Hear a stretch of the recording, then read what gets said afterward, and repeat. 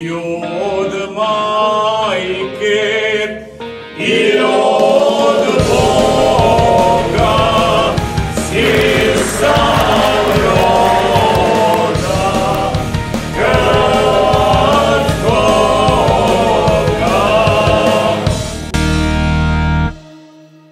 Dragi ljubitelji pisane hrvatske riječi, sve vas skupa pozdravljam.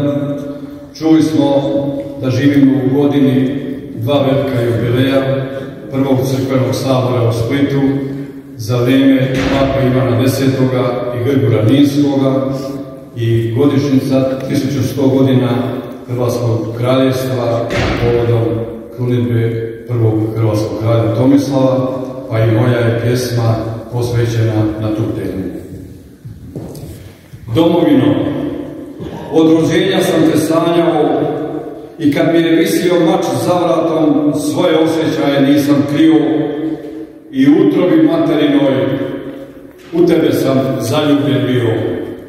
1100 križnih putova, hudih jama kazamata, 1100 razapinjanja i potonuća, do bljeska i uskrsnuća. Kad sam ti vidao rane, dok su te pržile munje i gromovi, ujedali poskoci i vuci, vjerovao sam da nećeš posustati, da ćeš pogrnuta svetim snijegom slobode na krilima oluje iz ponora ustati.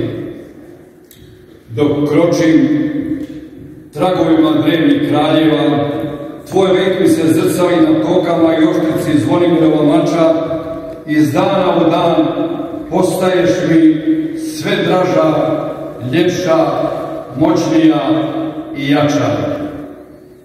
Sanjam te kao nebesku stelu Maris s krunom i žezlom uzdignute glave, na moru i kamenu, brazi i otkosu, na obalama Jadrana, Dunava i Save.